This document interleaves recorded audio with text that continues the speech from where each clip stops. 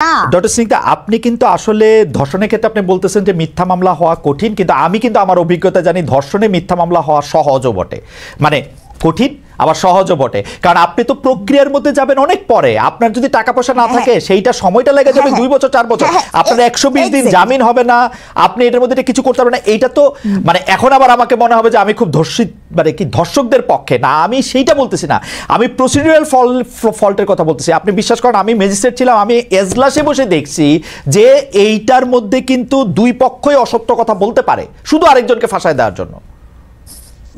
অবশ্যই অসত্য কথা বলতে পারে খালেদ ভাই, কিন্তু সেক্ষেত্রে আপনার কি করতে হবে, আপনি যদি এই মামলাগুলোকে দ্রুত বিচার ট্রাইব্যুনালে নিয়ে আসেন এবং এক্ষেত্রে খুব অ্যাক্টিভ রোল প্লে করতে পারে আমাদের ট্যাক্সের টাকায় চলা সমাজ কল্যাণ মন্ত্রণালয়। গত 53 বছর ধরে এই মন্ত্রণালয়টা আসলে করে কি আমাকে একটুখানি বুঝায় বলেন।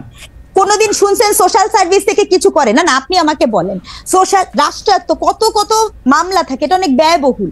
রাষ্ট্রপক্ষবাদী হয়ে এই দেশে ধর্ষণের বিপক্ষে যারা আন্দোলন করে তাদের বিরুদ্ধে মামলা করতে পারে, অথচ একজন মানে মনে করেন ধর্ষণের শিকার শিশু, সেই মামলাটা রাষ্ট্র করতে পারে না। না, রাষ্ট্রই তো করছে, রাষ্ট্রই তো করবে। না না, মা করেছে, বাদী মা হলো ক্রিমিনাল কেসের ক্ষেত্রে সবগুলিতে রাষ্ট্রই আসলে ওই বাদীর পক্ষে। এটা এখন বাদী চাইলেও, বাদীর মা চাইলেও এটা কিন্তু প্রত্যাহার করতে পারবে না, রাষ্ট্র সেখানে বাদীর পক্ষে দাঁড়িয়েছে। এখন আপনি কেসটা দেখবেন, কেসটা দেখবেন জনৈক এক্স বনাম রাষ্ট্র। এখন হ্যাঁ, জনৈক এক্স বনাম রাষ্ট্র, কিন্তু আমার বক্তব্য হচ্ছে যে কেন ওইটা তো একটা ব্যয়বহুল প্রক্রিয়া, ওইটা তো একটা চলমান প্রক্রিয়া, সেই প্রক্রিয়াটাতে আমরা কি আমাদের সোশ্যাল সার্ভিসকে এক করতে পারি কিনা? একটা শিশু নির্যাতন হলে কোনোদিন কি বাংলাদেশের সোশ্যাল মানে সামাজিক যে মানে সমাজ কল্যাণ মন্ত্রণালয় থাকে বা নারী ও শিশু অধিকার, তারা কি ওই বাসায় যে জিজ্ঞেস করেন? মানে এটা তো খুব স্বাভাবিক প্রক্রিয়া। রাস্তায় যে মানুষরা আপনার রাস্তায় থাকে, সেই মানুষগুলোর জন্য আপনি আমাকে বলেন এই যে শেল্টার হোম বা এগুলো কাদের করার কথা? এই বিষয়গুলো কার করার কথা? অ্যাবসলিউটলি। আমার প্রশ্নটা ঠিক ওখানে। কিন্তু এখানে হচ্ছে যে আমাদের এই প্রশ্নটা রয়ে যায় যে আমরা বর্তমান সরকারের দিকে যদি তাকাই, তাহলে বর্তমান সরকার তো 7 মাসের সরকার, এর আগে 17 বছরের একটা দুর্দণ্ড প্রতাপশালী 15 বছরের একটা সরকার ছিল, তারা কি করছে সেটাও আমাদের একটু মাথা রাখা দরকার। তার আগে সরকারগুলি কি করছে সেগুলি আসলে আমার মাথা রাখা দরকার। এবং এই সরকার আইসা তো 53 বছর, এই সরকার আইসা, সরকারের হাতে তো কোনো ম্যাজিক বা আলাদিনের চেরাগ নাই যারা সবকিছু করে ফেলতে হবে। যাই হোক, আমরা অনেকটা শেষ পর্যায়ে চলে এসেছি। আমরা একটু সামান্তা শারমিন আপনার কাছে একটু জানতে চাই, মানে হয়েছে কি সামান্তা, আমি আপনাকে একটু নিশ্চয়তা দিতে চাই, আমি কিন্তু আপনাদের শত্রু না, মানে আমরা যারা আপনাদেরকে প্রশ্ন করি যে তারা শত্রু না, তো সেইটা আপনাকে একটু এনশিওর করতে চাই যে আমরা প্রশ্নই করি হচ্ছে যে আপনাদের অবস্থানটা জানার জন্য, ক্লিয়ার হওয়ার জন্য। আচ্ছা সামান্তা, আমাদের আরো একটা প্রশ্ন আছে, আমি জানি না আপনি এই প্রশ্নটা উত্তর দেওয়ার জন্য একটু রেডি কিনা, তারপরও আমি আপনার ভালো লাগলে আপনি দিয়েন, না দিলে দিয়েন না। সেটা হলো যে ছবি ছাড়া এনআইডির দাবিতে আমরা ঢাকায় নারীদের কর্মসূচি দেখেছি। এই সরকারের সময় নির্বাচন কমিশন আবার পুরুষদের এনআইডি ফর্মে একাধিক স্ত্রী থাকলে সেই তথ্য নামধাম যুক্ত করতে চায়। গত কয়েক মাসে বহু বিবাহের পক্ষে অনেক প্রচারণ আমরা সোশ্যাল মিডিয়ায় দেখছি। তারাও হাসিনা বিরোধী ছিল, আমরা এটা বলবো, জুলাই আন্দোলনে অবদান রেখেছে, এটা তারাও ফোকাস করতে চায়। এসব বিষয় কি কোনো আপনারা কোনো অবস্থান নিতে চান, নাকি এইসব ক্ষেত্রে আপনারা একটা বোর্ড করতে চান এবং বোর্ড নিয়ে আপনারা? না, এক্ষেত্রে ব্যাপারটা বেশ কমপ্লিকেটেড, এক্ষেত্রে আসলে স্পষ্ট করা যাবে, তবে আমাদের পার্টিগত জায়গা থেকে আমরা এই বিষয়টা নিয়ে এখনো আলাপ আলোচনা করিনি। বিশেষত আমাদের পার্টিগত জায়গা থেকে যেহেতু আমরা অল্প কয়েকদিন হয়েছে এই বিষয়গুলো নিয়ে ভাবার সুযোগ বা ওই ফোরামে উত্থাপিত হওয়া, সেই কাজগুলো হয়নি।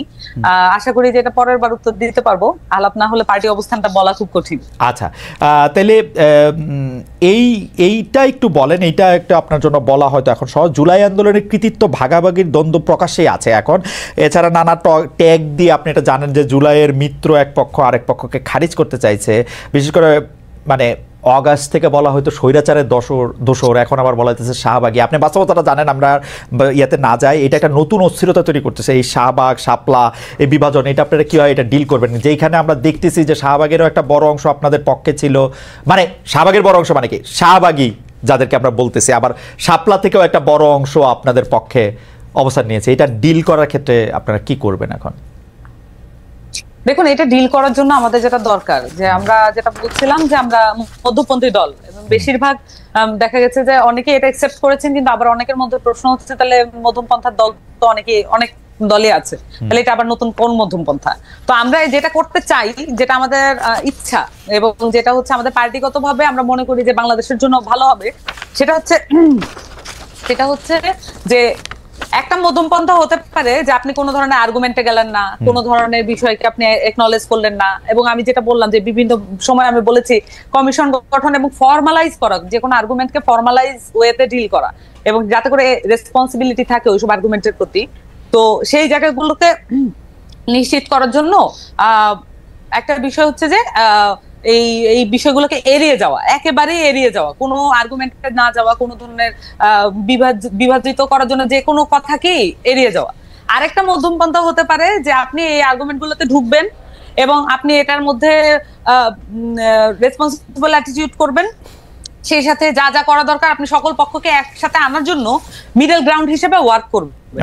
এখন আমাদের পার্টিগত জায়গা থেকে আমরা মনে করি second option is better for Bangladesh. এবং বাংলাদেশে অনেক রকমের খুব প্রান্তিক আইডিয়ার কিছু মানুষ আছে, মানে আপনি যেটাই বলেন, ধরেন এখানে যদি বলি নারী প্রসঙ্গে খুবই দেখবেন যে খুব অল্টারনেটিভ এক্সট্রিমের অনেক ধরনের মতামত আছে, তাহলে এই মানুষগুলোকে তো আপনার একত্রে আনতে হবে।